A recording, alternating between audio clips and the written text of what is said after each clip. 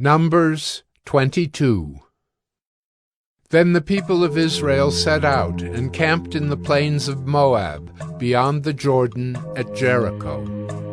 And Balak, the son of Zippor, saw all that Israel had done to the Amorites. And Moab was in great dread of the people, because they were many. Moab was overcome with fear of the people of Israel. And Moab said to the elders of Midian, "This horde will now lick up all that is around us, as the ox licks up the grass of the field."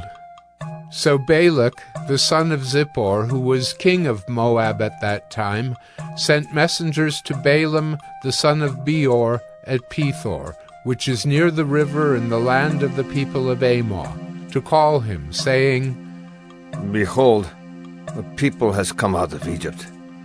They cover the face of the earth, and they are dwelling opposite to me. Come now, curse this people for me, since they are too mighty for me. Perhaps I shall be able to defeat them and drive them from the land. For I know that he whom you bless is blessed, and he whom you curse is cursed." So the elders of Moab and the elders of Midian departed with the fees for divination in their hand.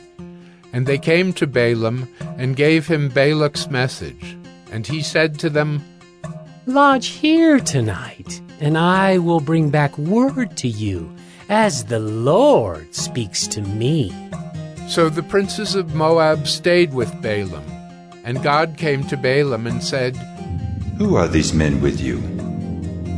And Balaam said to God, "Balak, the son of Zippor, king of Moab, has sent to me, saying, 'Behold, a people has come out of Egypt, and it covers the face of the earth. Now come, curse them for me. Perhaps I shall be able to fight against them and drive them out.'"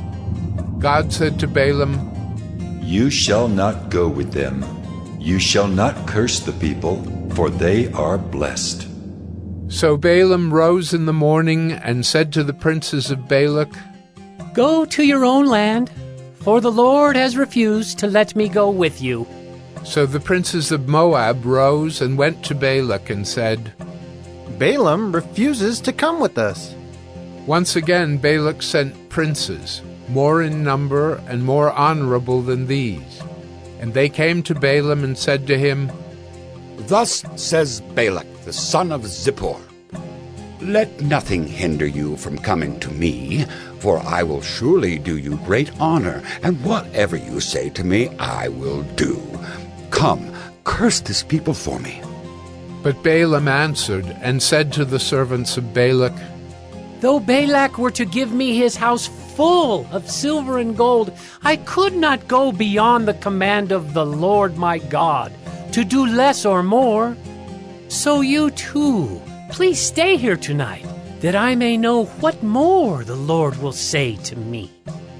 And God came to Balaam at night and said to him, "If the men have come to call you, rise, go with them, but only do what I tell you." So Balaam rose in the morning and saddled his donkey and went with the princes of Moab. But God's anger was kindled because he went, and the angel of the Lord took his stand in the way as his adversary. Now he was riding on the donkey, and his two servants were with him. And the donkey saw the angel of the Lord standing in the road with a drawn sword in his hand. And the donkey turned aside out of the road and went into the field. And Balaam struck the donkey to turn her into the road. Then the angel of the Lord stood in a narrow path between the vineyards, with a wall on either side. And when the donkey saw the angel of the Lord, she pushed against the wall, and pressed Balaam's foot against the wall. So he struck her again. Then the angel of the Lord went ahead and stood in a narrow place, where there was no way to turn either to the right or to the left. When the donkey saw the angel of the Lord, she lay down under Balaam, and Balaam's anger was kindled, and he struck the donkey with his staff.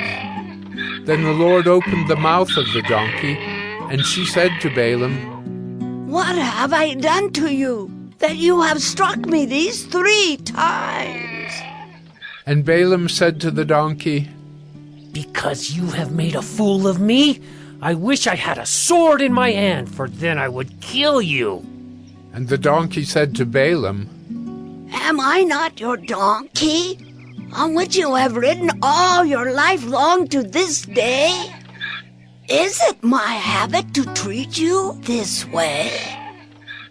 And he said, No.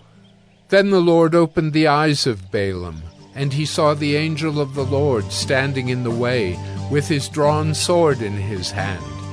And he bowed down and fell on his face. And the angel of the Lord said to him, Why have you struck your donkey these 3 times? Behold, I have come out to oppose you, because your way is perverse before me. The donkey saw me and turned aside before me these 3 times. If she had not turned aside from me, surely just now I would have killed you and let her live. Then Balaam said to the angel of the Lord, I have sinned, for I did not know that you stood in the road against me. Now therefore, if it is evil in your sight, I will turn back. And the angel of the Lord said to Balaam, Go with the men, but speak only the word that I tell you. So Balaam went on with the princes of Balak. When Balak heard that Balaam had come, he went out to meet him at the city of Moab, on the border formed by the Arnon, at the extremity of the border. And Balak said to Balaam, Did I not send to you to call you? Why did you not come to me? Am I not able to honor you? Balaam said to Balak, Behold, I have come to you. Have I now any power of my own to speak anything? The word that God puts in my mouth, that must I speak. Then Balaam went with Balak, and they came to Kiriath-Huzoth.